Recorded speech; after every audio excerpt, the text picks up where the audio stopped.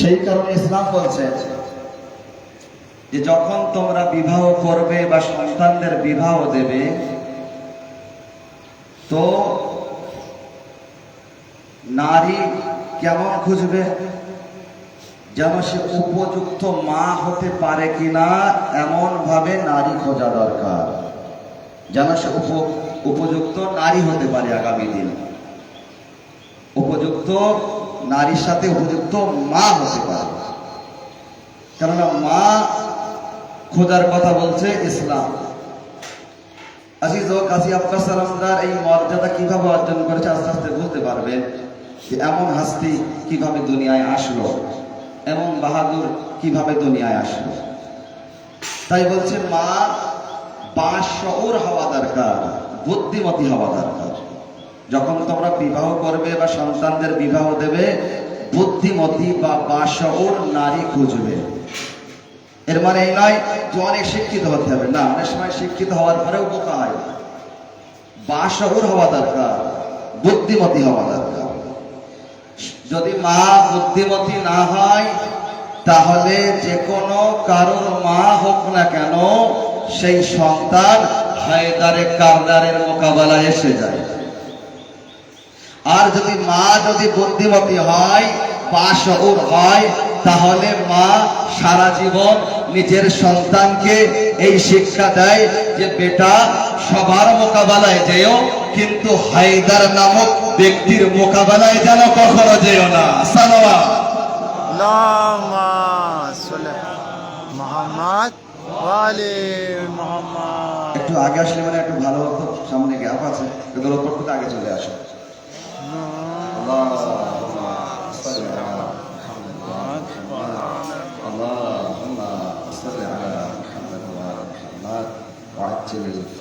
আবার বলেন নারায়ে সালাওয়াত।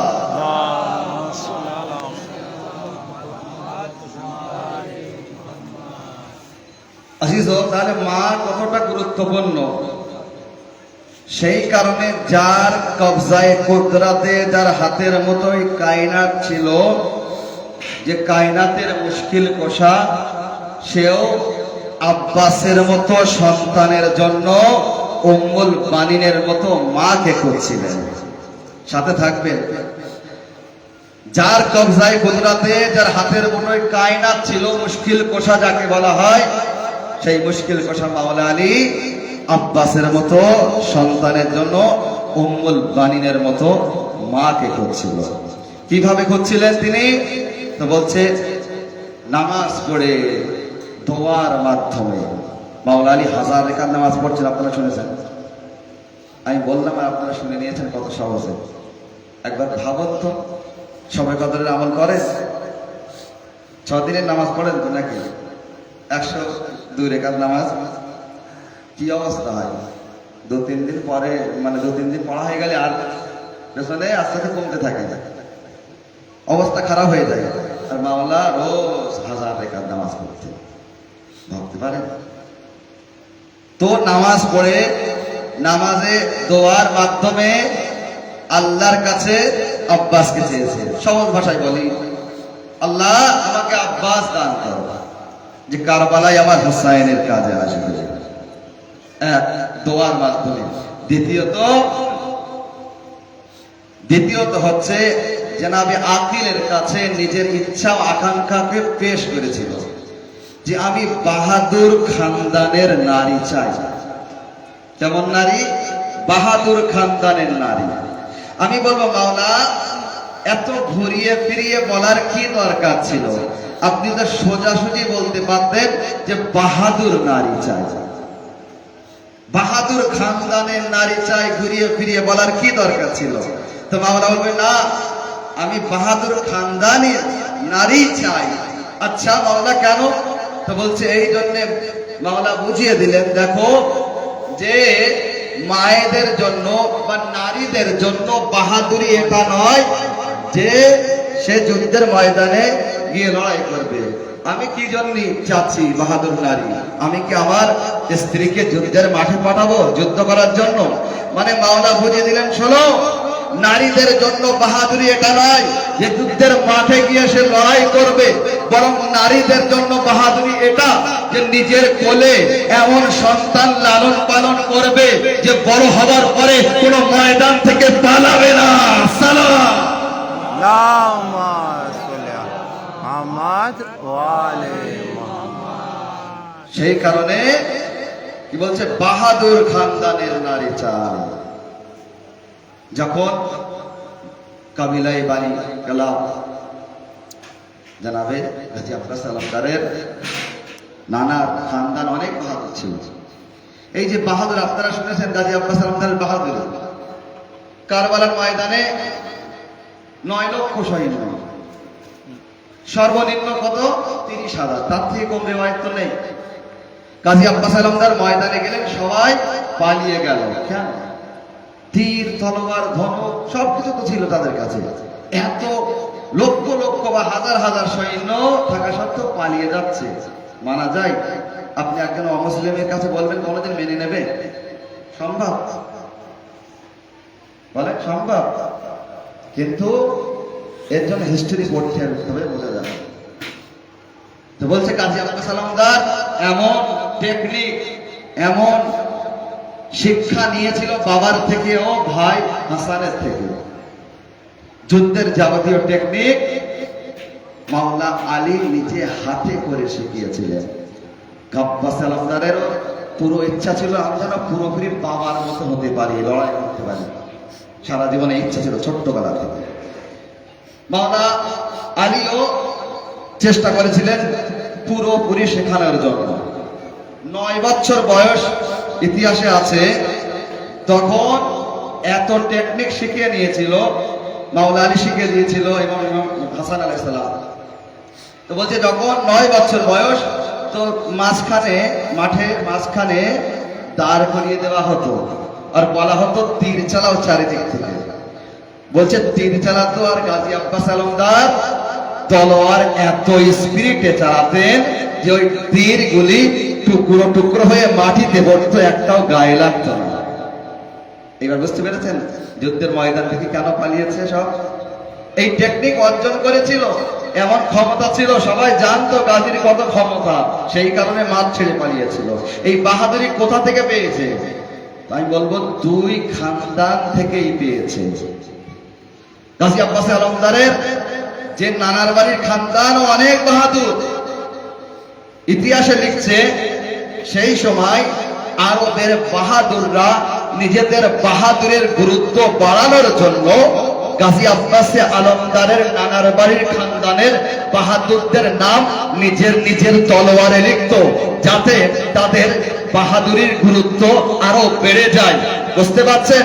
তার মানে যখন গাজী আব্বাসের নানার বাড়ির খানদানের গুরুত্ব দেখলাম যে জমিনের তলোয়ারে গাজী আব্বাসের নানার বাড়ির বাহাদুরদের নাম, আর যখন দাদার বাড়ির খানদানকে দেখলাম তো আসমান থেকে তলোয়ার নাজিল হচ্ছে, অবতীর্ণ হচ্ছে বাবার কাসিদার সাথে, লা ফাতা ইল্লা আলী, লা সাইফ ইল্লা যুলফিকার। এমন কোন যুদ্ধ নেই যে আলীর বিনা জয়লাভ হয়, এমন কোন তলোয়ার নেই যুলফিকারের মতো শক্তিশালী হয়।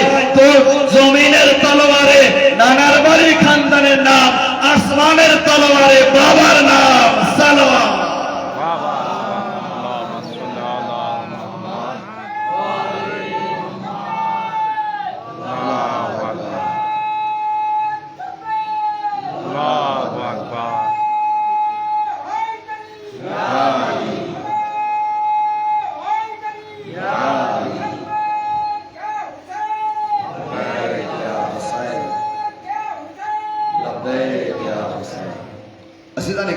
গাজী আব্বাসের ফাজাইল শুনুন।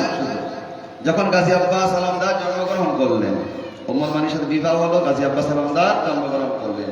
আব্বাসকে দেখা গেল কেমন? আব্বাস জারি আছে, সাফি আছে, সুজা আছে, বাহাদুর আছে।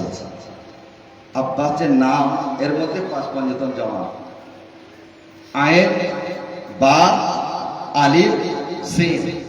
আইন থেকে আলী, বা থেকে বুতুল অর্থাৎ ফাতেমা জাহরা, আলিফ থেকে আহমদ অর্থাৎ রসুলে খোদা, সিন থেকে সৈয়দায়েন বা সিফতায়েন অর্থাৎ ইমামে হাসান ও হোসেন। পঞ্জতন পাকের জমা কে? আব্বাস। তো আব্বাসকে দেখা গেল তো কেমন, আব্বাসের ভিতরে রসুলের মতো আখলাক ছিল, আব্বাসের ভিতরে মা ফাতেমা জাহেরার মতো হায়া ও লজ্জাও ছিল, আব্বাসের ভিতরে মাওলা আলীর মতো বাহাদুরিও ছিল, আব্বাসের ভিতরে ইমামে হাসানের মতো ধৈর্যও ছিল, আব্বাসের ভিতরে ইমামে হুসাইনের মতো হাইবাত বা দবদবাও ছিল। অর্থাৎ আব্বাসকে দেখো তো হুসাইনকে চেনো, আব্বাসকে দেখো তো রসুলকে মানো, আব্বাসকে দেখো তো আলীকে চেনো, আব্বাসকে দেখো তো ফাতেমাকে মানো, আব্বাসকে দেখো তো হাসানকে চেনো, আব্বাসকে দেখো তো হুসাইনকে মানো। অর্থাৎ আরে পঞ্চতন সৃষ্টি হয়েছে এই কারণে যাতে আল্লাহকে চেনা যায়। আল্লাহ আব্বাসকে পাঠিয়েছে এই কারণে, যদি পঞ্চতনকে চিনতে না পারো আব্বাসের মাধ্যমে চেনো। সালাম। اللهم صل على محمد وعلى محمد। আসিদানে গ্রামে তো গাজী আব্বাস, আব্বাস আলমদার, শুধু আব্বাস আলমদার বললাম হয়তো উমর বানির আওয়াজ আসবে যে আমার সন্তান ওয়াফাদার আছে। আমি বলবো বিবি, মর্যাদার জন্য, সম্মানের জন্য গাজী আব্বাসের আলমদার হওয়া কি যথেষ্ট ছিল না? ওয়াফাদার বলার কি দরকার? আলমদার হওয়া কি যথেষ্ট নয়? তো বিবি বলবে শোনো, আমি বাহাদুর খানদানের নারী আছি, আমি জানি আব্বাসকে বিশেষ করে যুদ্ধের জন্য আল্লাহর কাছ থেকে চেয়ে নেওয়া হয়েছে। যুদ্ধের জন্য শুধু আলমদার হওয়া যথেষ্ট নয়, আলমদার হওয়ার সাথে সাথে ওয়াফাদার হতে হবে, তবেই যুদ্ধ জয়লাভ হবে। আমি বলো বিবি বুঝতে পারলাম না, আরেকটু বুঝিয়ে দিন। তো বলবে শোনো, খাইবারের যুদ্ধকে, ঘটনাকে একবার দেখো তো বুঝতে পারবে খাইবারে কি হয়েছিল। 39 দিন পর্যন্ত আল্লাহর নবী যাদেরকে খাইবারের ময়দানে পাঠিয়েছিলেন তারা শুধু আলমদার ছিল, ওয়াফাদার ছিল না। আলম নিত, যেত, ফিরে আসতো, নবীর ওয়াফাদার ছিল না। কি হতো খাইবারে জানেন আপনারা, বিস্তারিত বলবো না। নবী আলম দিয়েছে, যাও একটু করে সরদার আগে যায় আর পেছনে ফিরে ফিরে তাকে, সৈন্যরা সব পেছনে আছে কিনা, আবার আগে যায় আবার ঘুরিয়ে পেছনে দেখে, সৈন্যরা আছে তো, আবার আগে যায় আবার পেছনে ফিরে দেখে। এবং যেতে যেতে যেতে যেতে যখন খাইবারের দরওয়াজার কাছে যায়, দরওয়াজার একটা দাররা আছে, দাররায় মারহাব বসেছিল। মারহাব যখন ঝুঁকে দেখে, চোখে চোখ পরে, যত দ্রুত যায় তার থেকে দ্রুত আবার ফিরে আসে। কোথায় এসে দাঁড়ায়? রসুলের সামনে। আল্লাহ নবী জিজ্ঞাসা করে কি ব্যাপার, কিছু হয়েছে, কোনো কাজ হয়েছে, যুদ্ধ হয়েছে, তীর তলোয়ার ঘন কিছু ব্যবহার হয়েছে? না ইয়া নবী, আল্লাহ হয়নি। তখন সর্দার বলে সৈন্যরা পালিয়েছে, সৈন্যরা বলে সর্দার পালিয়েছে, সর্দার বলে সৈন্যরা পালিয়েছে, সৈন্যরা বলে সর্দার পালিয়েছে। শেষে ফয়সালা কি হয়? না সর্দার পালিয়েছে আর না সৈন্যরা পালিয়েছে। বেচারা ঘোড়া তাদেরকে নিয়ে পালিয়েছে। আসিদানি গ্রামী মুসলমানও, আমি বলবো যাদের দ্বারা ঘোড়া সামলানো যায় না তারা খিলাফতকে কিভাবে সামলাবে? সালাম।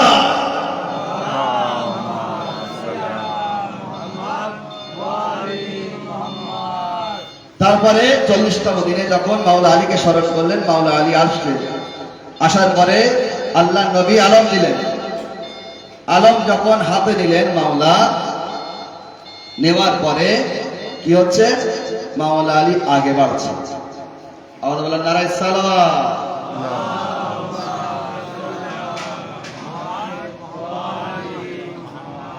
মাওলা আলম নিয়ে আগে বাড়ছে, পিছনে একবারের জন্য তাকাচ্ছেন না, কেউ আছে কি নেই। আরে মাওলা তো একাই লস্করের সমান আছে পুরো, পিছনে তাকানোর কি দরকার? মাওলা আগে বাড়ছে, আগে বাড়ছে, আগে বাড়ছে। খাইবারের দরওয়াজার কাছে পৌঁছলো। মারহাব একবার ঝুঁকলো, চোখে চোখ পড়লো। মাওলা কি করলেন? আলমকে নিলেন আর খাইবারের ওই পাহাড়ের পাথরের উপরে পুঁতে দিলেন। যখন পাথরের উপরে আলম মাওলা পুঁতে দিলেন, তখন মারহাব একবার ঘাবড়ে গিয়ে দূরে এক জ্যোতিষী ছিল, ওই জ্যোতিষীকে দেখলো। কেন জানেন? ওই জ্যোতিষী বলে রেখেছিল মারহাব আকাশে একটা নক্ষত্র আছে, ওই নক্ষত্রের চারিদিকে একটা তারা ঘোরে, ওই তারার পুরো কমপ্লিট ঘুরতে সময় লাগে 2500 বছর।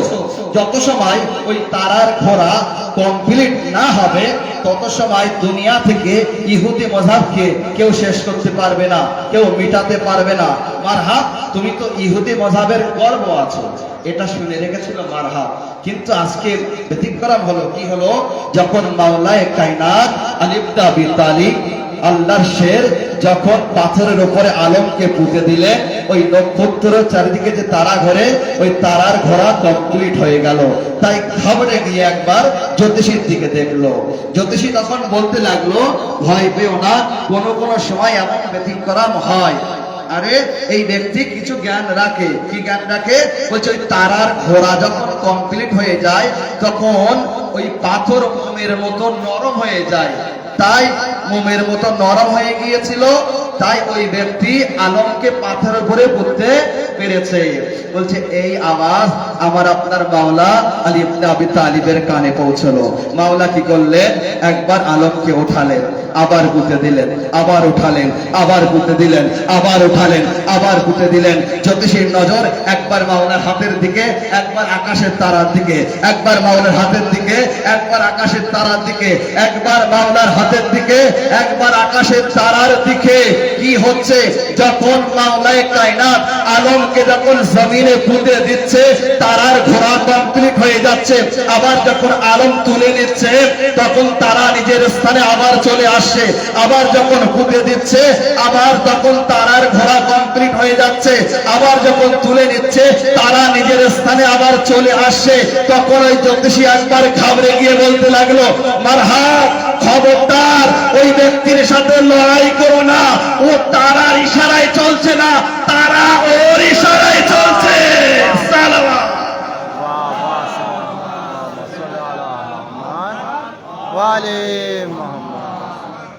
তারা ওই ব্যক্তির ইশারায় চলছে। আসিজানে কেরামি, তাই বলছে যুদ্ধের জন্য আলমদার হওয়া যথেষ্ট নয়, ওয়াফাদার হতে হবে। 39 দিন পর্যন্ত যারা গিয়েছিল নবীর ওয়াফাদার ছিল না, তাই ভয়ে পালিয়ে এসেছিল। 40তম দিনে যে গেল, শেরে খোদা মাওলা আলী যুদ্ধ জয়লাভ করে তবেই ফিরলেন।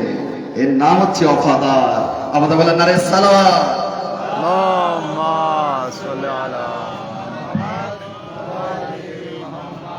আসিজানে কেরামি, তো গাজী আব্বাসকে মাওলা আলী যুদ্ধের জন্য, বিশেষ করে কারবালার জন্য চেয়েছিলেন। দোয়া করে করে আল্লাহর বারগায়, যে জীবনে কিছু চায়নি, আল্লাহর বারগায় আব্বাসকে চেয়েছিল।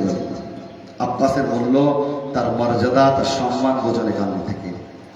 বলছি যখন জাঙ্গে সিফিনে একবার মাওলা ভাবলে, দেখি আমার দোয়া কতটা কাজ হয়েছে, কতটা পূরণ হয়েছে। তখন জাঙ্গে সিফিনে একবার আওয়াজ দিলেন মাওলা আলী, আব্বাস। জি বাবা যান। যাও ময়দানে যাও। জি বাবা যান। আব্বাস। জি বাবা যান। দাঁড়াও, প্রথমে চেহারার উপরে নাকাব বাঁধো, তারপরে ময়দানে দাও। জি বাবা যান। গাজী আব্বাস সালাউদ্দার সারা জীবন চেয়েছিল যেন বাবার মতো হতে পারে, তাই তো? বলছে বাবার উপরে, বাবার যখন এমন আদেশ করলো যাও ময়দানে, তখন বাবার হুকুম পেয়ে ঘোড়ার উপরে ঠিক ওইভাবে সওয়ার হলেন যেমন ভাবে মাওলা সওয়ার হতেন। ঘোড়াকে ওইভাবে দৌড়ালেন যেমন ভাবে মাওলা ঘোড়াকে দৌড়াতেন। ময়দানের দিকে ঠিক ওইভাবে যেতে লাগলেন যেমন ভাবে মাওলা আলী যেতেন। ময়দানে ঠিক ওইভাবে হামলা করতে লাগলেন যেমন ভাবে মাওলা আলী হামলা করতেন। লাইনের উপর লাইন ওইভাবে ওড়াতে লাগলেন যেমন ভাবে মাওলা আলী ওড়াতেন। দুশমনদেরকে ওইভাবে মারতে লাগলেন যেমন ভাবে মাওলা মারতেন। দুশমনদের গলা ওইভাবে কাটতে লাগলেন যেমন ভাবে মাওলা আলী কাটতেন। দুশমনদেরকে ওইভাবে তাড়াতে লাগলেন যেমন ভাবে মাওলা আলী তাড়াতেন। যখন দুশমনরা দৌড়চ্ছে আর তাদের মুখ দিয়ে একটি আওয়াজ বার হচ্ছে, আলী আলী আলী আলী আলী এসেছে, এই আওয়াজ মাওলার কানে গেল। মাওলা একবার মিষ্টি হাসলো, একবার মিষ্টি যখন হাসলো, অর্থাৎ মাওলা বলতে যাচ্ছে, দেখো আমার দোয়া কবুল হয়েছে। সালাওয়াত।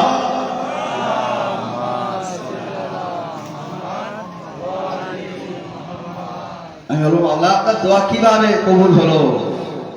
তো বলছে শোনো, আমার আহলে বাইতের ঘরানার একটা নিয়ম আছে, যখন কখনো আমাদের চেহারার উপরে নাকাব আসে তখন আমাদের সম্মান কমা যেমন তেমন যদি বেড়ে যায় তাহলে আমরা বুঝে নেই আমাদের দোয়া কবুল হয়েছে। মাওলা বুঝতে পারলাম না, একটু খুলে বলুন। মাওলা বলতে শোনো, একবার দেখো হিজরাতের ঘটনাকে। হিজরাতে যখন হিজরাতের রাতে নবীর বিছানায় যখন আমি শুয়েছিলাম, আমার চেহারার উপরে চাদর ছিল, নাকাব ছিল, তো সারা রাত কাফেররা ভাবলো এ নবী আছে। আজকে যখন আব্বাসের চেহারার নাকাব দিয়ে যখন ময়দানে পাঠালাম তো সবাই ভাবলো এ আলী আছে। আমি ভেবে নিলাম আল্লাহ আমার দোয়া কবুল করেছে। সালাম।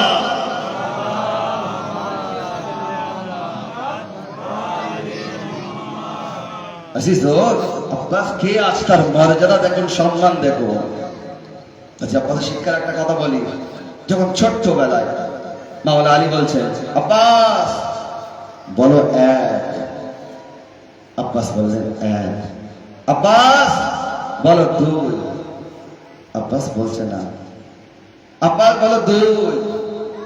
মাওলা আব্বাস বলেন বাবা, যে জবান দিয়ে আল্লাহ তৌহিদের ইকরার করেছি, আল্লাহর একাত্মবাদের ইকরার করেছি, সেই জবান দিয়ে আমি দুই কিভাবে বলবো? হয়তো আল্লাহর আওয়াজ আসলো আব্বাস আজকে তুমি আমার তৌহিদের খাতিরে, আমার একাত্মবাদের খাতিরে এক বলার পরে দুই বলছো না। শোনো, কিয়ামত পর্যন্ত আমিও দুনিয়ায় তোমার মতো শুধু একটি আব্বাস দেব, দ্বিতীয় আর কোনো আব্বাস দেব না। সালাম।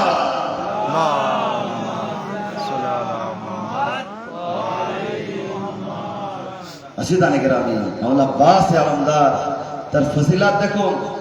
কারবালার ময়দানে যত সময় আব্বাস আলমদার ছিলেন সবাই কাঁপছিল ভয়ে, সবার অন্তরে ভয় ছিল, সবার অন্তরে ভয় ছিল। আব্বাস আছে কি যাওয়া যাবে। তো বলছে আব্বাস আলমদার কি আছে, 9 লক্ষ সৈন্য ছিল, তাই তো? বলছে 9 লক্ষ সৈন্যর কাছে কটি চোখ থাকে? 18 লক্ষ চোখ। যার ভয়ে ঘুমাতে পারে না তার নাম হলো আব্বাস। বুঝতে পারছেন? বিশ্বাস হলো না? তাহলে শোনো, 6 মুহররমে যখন উবাইদুল্লাহ ইবনে জিয়াদ যখন চিঠি পাঠালো ওমরে সাদের কাছে, চিঠিতে লিখছে বলো গুনে হুসাইনের কয়টি খেমা আছে। যখন চিঠি পাঠালো তখন ওমরে সাদ উত্তরে লিখছে যে আমরা মোটা তাজা পশু নিয়ে এসেছি, তারা খেয়েছেও পানি পান করেছে। এতেই ওমরে সাদ 7 মুহররমে আবার চিঠি পাঠালো, বলো গুনিয়ে বলো হুসাইনের কয়টি খেমা আছে, গুনে বলো তুমি। আবার চিঠি লিখছে আমাদের কাছে ধারালো তলোয়ার আছে, বর্ষার আগাগুলি বিষে ডুবিয়ে রেখেছি এবং খঞ্জর বার করে রেখেছি। এটি ওমরে সাদ। 8 মুহররমে আবার চিঠি লিখছে যে বলো আমি জিজ্ঞাসা করছি হুসাইনের কয়টি খেমা আছে আর তুমি কি লিখছো, গুনিয়ে বলো হুসাইনের কয়টি খেমা আছে। 8 মুহররমে আবার লিখছে ওমরে সাদ যে অনেক সৈন্য আমরা আনিয়েছি, কোনো টেনশন করার, অস্থির হওয়ার তোমার কোনো দরকার নেই। এটি ওমরে সাদ। এদিকে রেখে যাচ্ছে। আরে আমি বলছি 9 মুহররমে আবার চিঠি লিখছে, আরে আমি বলছি গুনিয়ে বলো হুসাইনের কয়টি খেমা আছে, তুমি কি লিখছো এসব? তো আবার চিঠি লিখছে যে আমরা একদম রেডি আছি, বাস একটু পরে হুসাইনকে ঘিরে ধরবো আর মেরে দেবো। 9 মুহররমে আবার চিঠি লিখছে আরে তোমার পদ থেকে সরিয়ে দেওয়া হবে, তোমার ওই পদে আর রাখা হবে না। আমি কি জিজ্ঞাসা করছি বারবার আর তুমি কি উত্তর দিচ্ছ? আরে বলো গুনে হোসাইনের কয়টি খেমা আছে আর তুমি কি লিখছো? তখন একবার ওমরে সাদ রেগে গেল, রেগে গিয়ে লিখছে, বলছে কার মা এত বিশুদ্ধ দুধ পান করিয়েছে যে আব্বাসের থাকাকালীন হোসাইনের খেমা গুনতে যাবে। আল্লাহুম্মা সাল্লি আলা মুহাম্মদ ওয়া আলি মুহাম্মদ। আসিস আব্বাস কে আছে? তার মর্যাদা দেখুন, সম্মান দেখুন। গাজী আব্বাস আলমদার কারবালার ময়দানে একবার নেজা নিয়ে গিয়েছিলেন।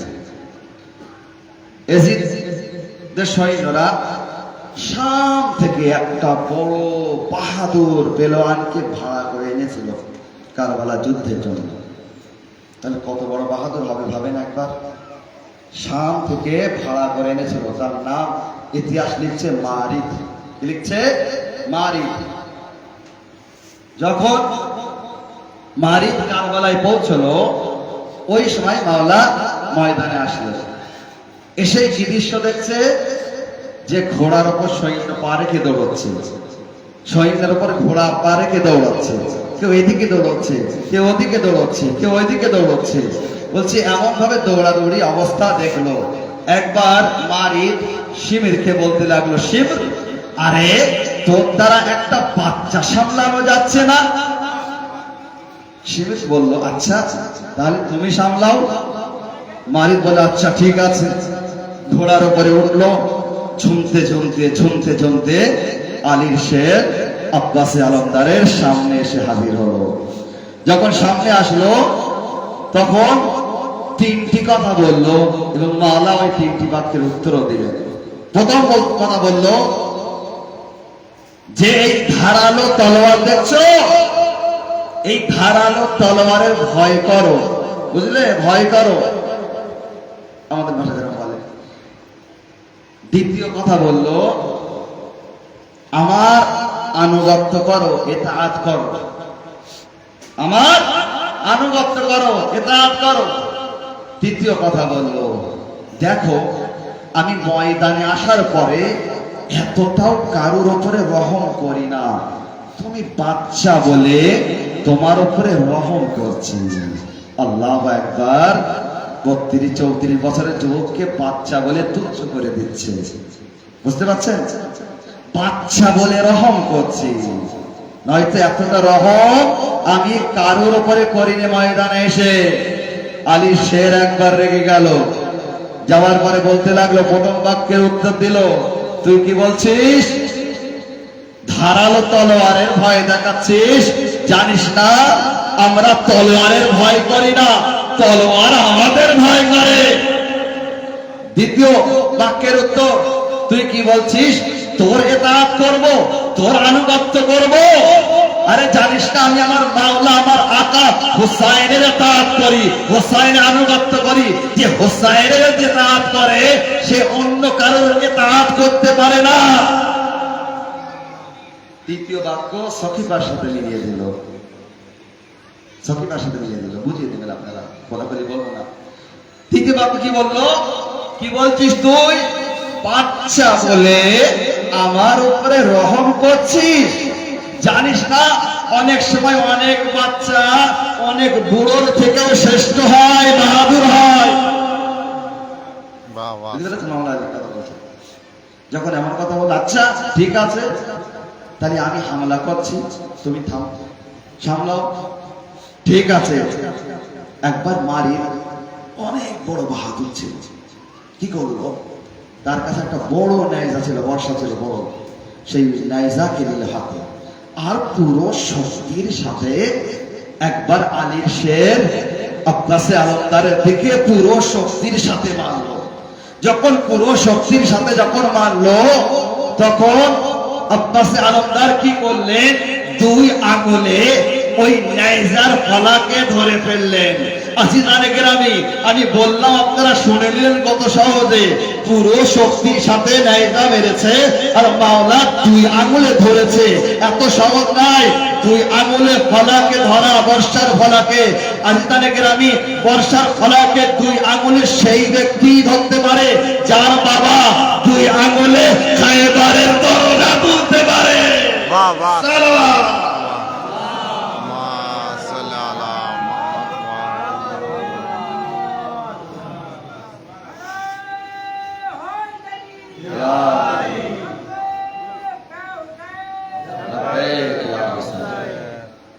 আজিজানে গ্রামী, তো একবার যখন মাওলাই কায়নাতের শের আব্বাসে আলমদার সেই বর্ষার আগাকে যখন ধরে ফেললেন, এবারে আগা ধরে আস্তে আস্তে উঁচু করতে লাগলেন। মারিদ দেখলো যদি আর কিছুক্ষণ ধরে রাখি তাহলে আমি পড়ে যাব, ছেড়ে দিল। যখনই ছেড়ে দিল মাওলা ওই বর্ষাকে ধরে, ওই নেজাকে ধরে ঘোড়ার দিকে মারলেন, আর কি হলো, ঘোড়ার থেকে আলাদা হয়ে পড়ে গেল নিচে। মারিদ মারিদ যখন পড়ে গেল, মারিদের এক গোলাম পিছনে ছিল, সে একটা ঘোড়া নিয়ে আসলো, ইতিহাস তার নাম লিখছে তাবিয়া। তাবিয়াকে নিয়ে আগে বাড়লো যাতে তার আকা, তার মালিক ওই ঘোড়ার উপরে সওয়ার হতে পারে। যখন তাবিয়াকে আগে নিয়ে আসলো, মাওলা আব্বাস কি করলেন, আগে বাড়লেন। আগে বেড়ে লাফ মেরে গিয়ে তাবিয়ার উপরে উঠলেন, তাবিয়াকে নিলেন আর খেমার দিকে চলে আসছে। যখন খেমার দিকে চলে আসছে তখন শিবির মালুন একবার বলতে লাগলো, ওই তাবিয়ার পেছনে আর যেও না, আব্বাসের পেছনে যাওয়ার দরকার নেই। ওই তাবিয়া ঘোড়াকে আমরা ইমামে হাসানের থেকে কেড়ে নিয়েছিলাম। কি বুঝলাম আমরা? আরে আহলে বাইতের ঘরানার থেকে যদি কোনো ওই ব্যক্তি কিছু কেড়ে নেয় তাহলে তার ওয়ারিস এসে আবার ছিনিয়ে নিয়ে আসে। সেদিনে ইমাম হাসান থেকে তাবিয়া ঘোড়াকে কেড়েছিল, আব্বাসে আলমদার আবার ছিনিয়ে নিয়ে এসেছিল। মা ফাতেমার থেকে বাগে ফেদাককে কাড়া হয়েছে, আমার যুগের ইমাম আসবে, আবার ছিনিয়ে নিয়ে আসবে। সালাম।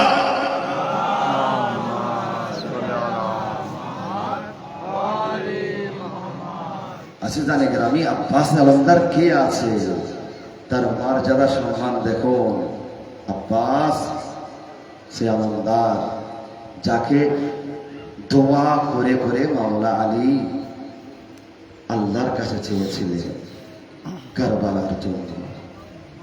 আজিজ, সেই আব্বাসে আলমদারের চাহিদাওয়ালা আমরা।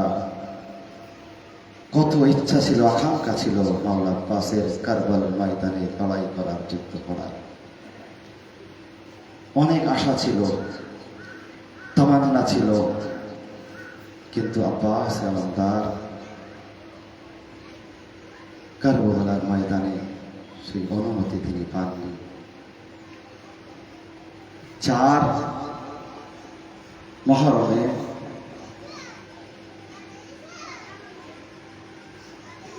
যখন খেমা সরিয়ে দিতে বলল,